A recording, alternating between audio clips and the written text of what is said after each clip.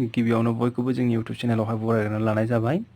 नोंथांमोना भिडिअखौहाय जोबजासिम नायलांबानो जाबाय जाहाथे नोंथांमोना भिडिअखौ नायनानै बुजियो आरो भिडिअखौ नायनानै नोंथांमोना जुदि मोजां मोनोब्ला लाइक खालाम, शेयार खालाम आरो बेजों लोगोसेनो नोंथांमोना जोंनि चेनेलखौ दासिमबो साबस्क्राइब खालामाखैबा साबस्क्राइब खालामनानै बेल आइकनखौ अल नटिफिकेसनावहाय सेलेक्ट खालामनानै ला जाहाथे जेब्लानाखि जों गोदान गोदान भिडिअ आपल'ड खालामो अब्ला नोंथांमोनाहाय थाबैनो नुनो मोनो। जों दायो बेयाव सावरायनो नागिरदों खोन्दो 8 थाखो 10नि सानखान्थि। बे सानखान्थि आयदानि सोंनाय बिदां 8.1 जेरावहाय दं जोंना 3 खनासु एबा ट्रिगोनोमेट्रि। बिलाइया जोंना बेसेबांयावहाय 233 बिलाइया पेज नाम्बाराहाय 233। बेनिनो जोङो 9 नाम्बारनि सोंनायनि सायावहाय सावरायगोन जोङो जे जोंहा 9 नाम्बाराव दङ जोंनिया ABC आखान्थि 3आव B आव खनाथि खना जुदि 10A = 1/√3 मानफोरखौ दिहुन। जे बेयावहाय ABCD मोनसे आखान्थि 3 दङ। बे ABCD आवहाय आखान्थि 3 ABCD आवहाय B आवहाय मा दङ खनाथि खना होनब्लाथ' मोनथिखायो जोंना 90 डिग्री जानांगौ बियो थोंगोर बे 90 डिग्री।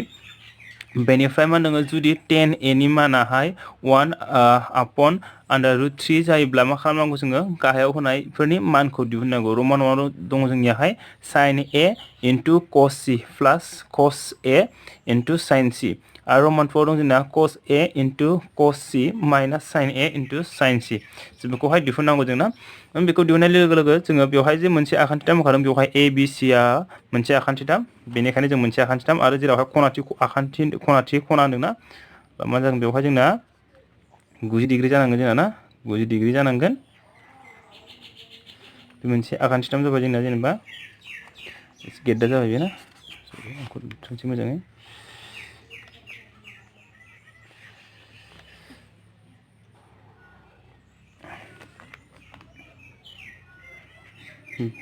बे A B आवहाय मा होनदों खनाथि खना बेखायनो बेखौ B लाबाय जोङो C। बेनिफ्राय मा दङ बेवहाय होनाय दं जोंनियाहाय 10A नि माना होनाय दं जोंना ना 10A नि मान A खना होननाय लोगो लोगो जोंना मा जागोन A होननाय लोगो लोगो नैबे खनाखौ लागोन जोंना A होननाय लोगो लोगो A खौ लागोन आरो C होननाय दं जोंना C ब्लाथाय जोङो नैबे खनाखौहाय लागोन जोङो ओरैनिखौहाय लागोन। होमब्ला बेवहाय जोंनिया होनाय दङ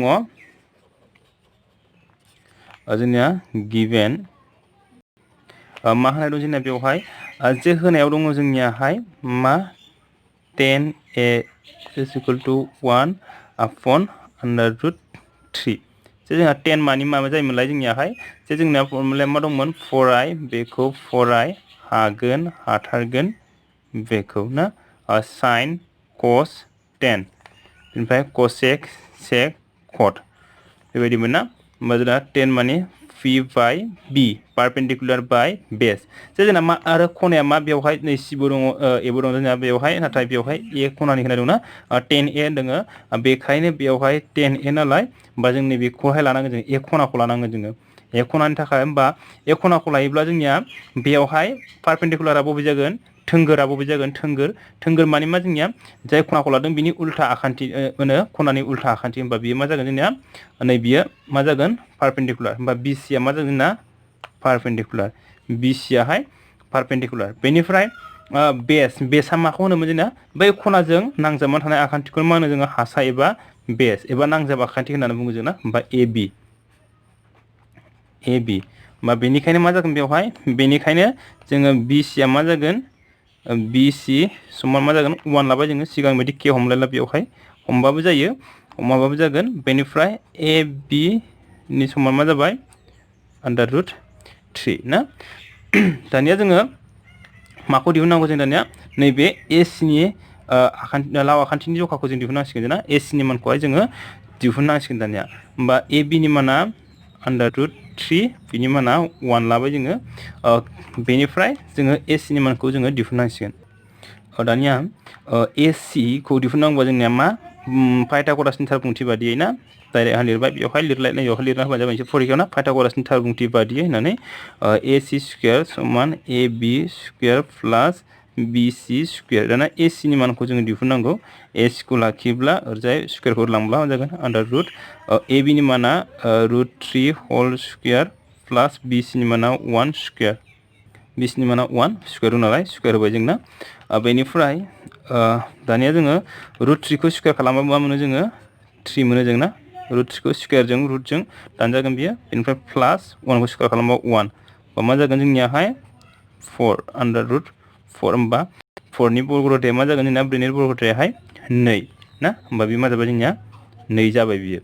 दाना जोंना नै बियो 2 जाबाय जोंना ना दाना जोंना रमान 1 को जोङो दिहुननोसै रमान 1 नि मानखौ दिहुनगोन जों बेवहाय sin a सरि cos c plus cos a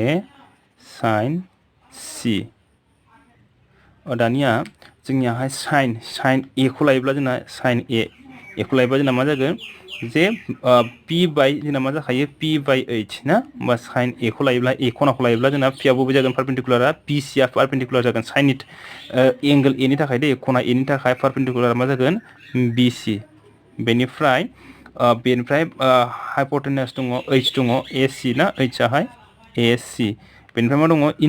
into दं बेयावहाय दाना cos c खौ जों लागोन दाना cos c नि थाखाय जों नैबेखौ लागोन दे नैबेखौहाय दाना होमबा जोंना cos नैबे c खौ लायोब्ला मा जागोन c खौ लानाय लोगो जोंनिया बेजों नांजाबना थानाय आखान्थिया मा जायो जोंना हासा बेस जासिगोन नैबे मा जागोन दाना c नि थाखाय बियो बेस जासिगोन दे c नि थाखाय बियो बेस जागोन बेनिफ्राय नैबेनि उल्था नैबे खनाखौ लानाय लोगो बे नैबे उल्था आखान्थि जागोन ना बेनिखायनो बे मा जासिगोन पारपेंडिकुलार जागोन बियो ओमफ्राय नैबे खनाथिनि उल्था आखान्थियाथ' जों मिथिखायो जोंना बेयो मा जायो हाइपोटेनासखा बियो जोंनिया जेब्लायबो दाना c आवहाय मा जागोन बियो c आव नैबे नांजाबना थानाय आखान्थिया मा जासिगोन जोंना बेस जासिगोन दाना ना होमबा जोंना cos मानि मामोनलाय नै b upon h b मानि बेसआ जोंना मा जागोन बेवहाय bc आ cos नि थाखाय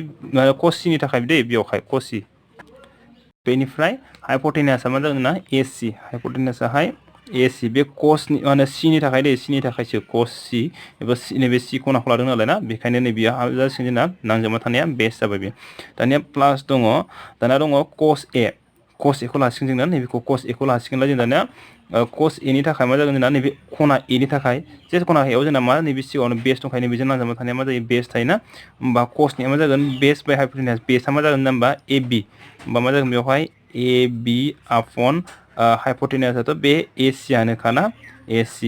बेनिफ्राय दाना मा दङ जोंना cos c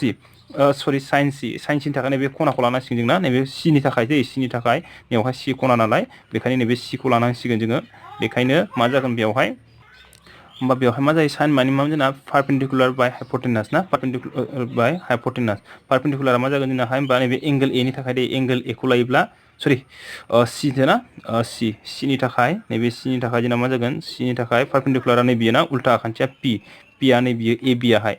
ab बेनिफ्राय हाइपोटेनासआ ac आरो ना ac दानिया जोंना मा जागोन बेवहाय बेबो bc होमबा bc स्क्वायर बे ac जों ac सानजाबबा ac square plus ab जों ab स्क्वायर प्लस ac जों ac स्क्वायर ना होमबा bc नि माना जोंना बेसेबां bc नि माना 1 स्क्वायर नालाय बेनिफ्राय ac नि मानाहाय 2 बा 2 स्क्वायर प्लस ab नि मानाहाय जोंना मा ab नि माना अंडर रुट 3 होल स्क्वायर बेनिफ्राय ac नि माना जोंनाहाय ac 2 ना होमबा 2 स्क्वायर दाना मा जागोन जोंना बेवहाय 1 upon 4 प्लस रुट 3 खौ स्क्वायर खालामबा स्क्वायरजों रुटजों केन्सेल जागोन बेना होमबा 3 होमबा 2 खौ स्क्वायर खालामबा 4 होमबा बेयो 4 जों 4 माने मोननैबो 4 होमबा मा जागोन सासे जोंना 4 जागोन 4 जों 1 4 खौ रानबा 1 जों 1 खौ सानजाबोब्ला 1 4 जों 4 खौ रानबा 1 जों 3 जों सानजाबोब्ला 3 होमबा मा जागोन बेवहाय